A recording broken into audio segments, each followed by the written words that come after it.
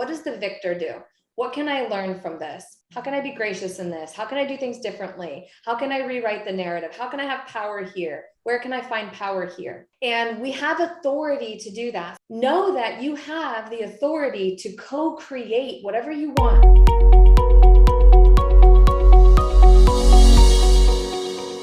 What I wanted to cover today is, and for me, outside of learning how to reframe my thoughts, one of the most powerful questions anyone has ever asked me is, Kristina, what do you need right now to feel really good?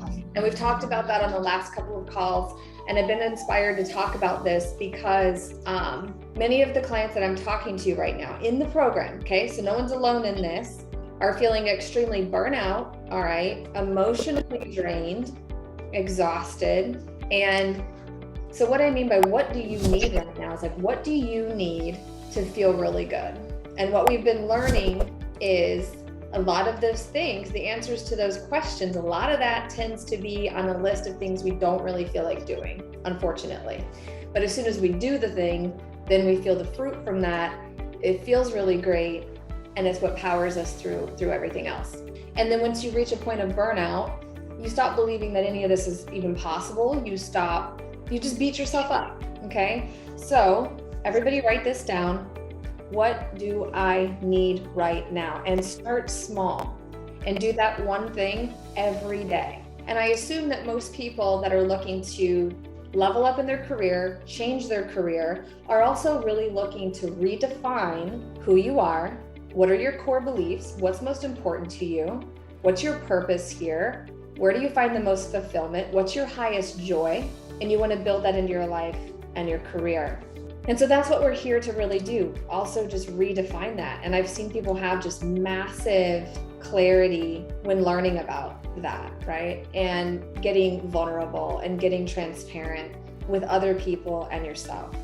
And so the next question I want to bring up outside of this big self-care topic is, what life experiences have you had that most influence your perception of life? We have to think about this because that lens that I'm always talking about, that we see the world through, is often created through our life experiences. Again, I know a lot of this is foundational. If you've done a lot of self-development, you know what I'm talking about, but we constantly have to revisit that. What experiences in my life am I allowing to define and influence my perception of life, my perception of people, my perception of myself, what I'm capable of? And again, this can go all the way back to childhood. And I know many of my clients here in this group feel really big emotions in this job search that likely have nothing to do with the job search itself, right? And then you project that on the world and in your conversations and in, the search itself. Most of them have nothing to do with it. And what I mean by that is watching the whole career journey of multiple people that they used to work with and seeing all these big things that they're doing. You're gonna find out like a couple of really golden nuggets, reopen a connection that could possibly help you, learn maybe a new tactic, or it's gonna remind you that it's really none of your business anyways. Maybe they're a jerk and they have a lot of stress going on. You're like, okay, well then that wraps that up. And then you've got some evidence as to why you really don't need to be circling around these stories all day anyway.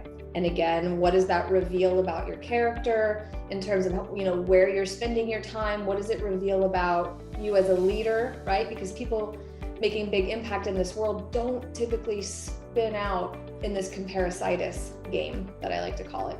I do think it's a normal human thing, but we do have to move past that because most of this stuff has nothing to do with us as a person. Last week somebody wanted to get out of this I know it all thing, or I have to prove myself thing, or I'm underqualified, or I'll never achieve that, or that's not even possible for me. And we're here to help you think really big and break out of these stories. What's influencing how we think?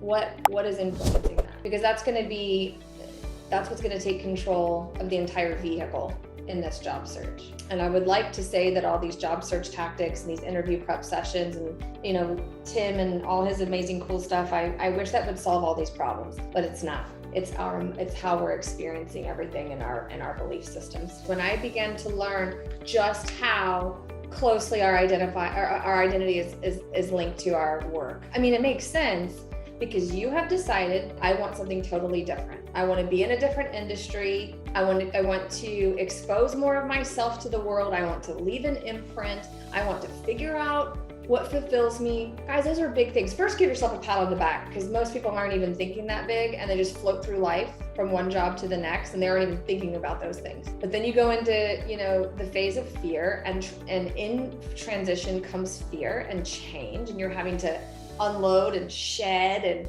change the whole caterpillar butterfly story. It's the same thing. It's a transitional process. It's a process, and you're being prepped and primed for something really, really big. So when you think about figuring out what you're destined to do, figuring out your purpose and all of this, I think some of us tend to go really, really inward and think that has to be this like isolated experience, and like it's going to be so lonely figuring that out. There's no one here to help me. I do believe that discovering your passion is full on a collaboration. It really, really is. When you really discover that your passion is leadership, look out, because that's powerful stuff, especially when you really, really develop it and you get really, really confident in it. So this is your big reminder that this should not be an isolated journey. For those of you that are feeling like you're behind some closed door trying to make this all work, it probably won't. Those of you who feel that way, definitely take a second look and make sure that's the truth. Make sure it's the truth first. But how you're going to get yourself positioned really well as an individual contributor, consultant, entrepreneur, whatever,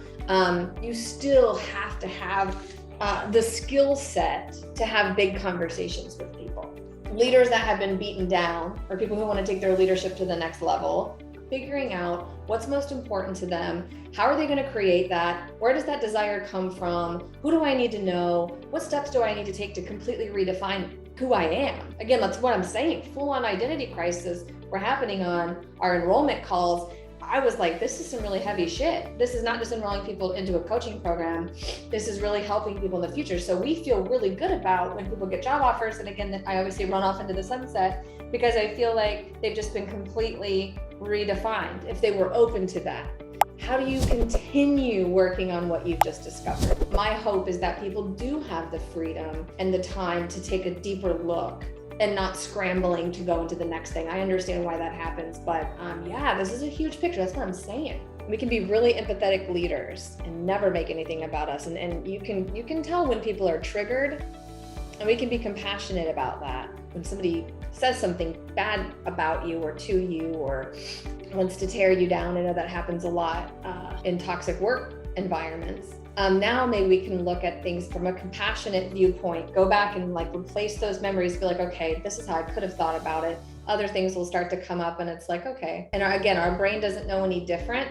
So we can really change the narrative that's happening in our mind. This is what growth really is. This is what allows us to really, really change the way we think.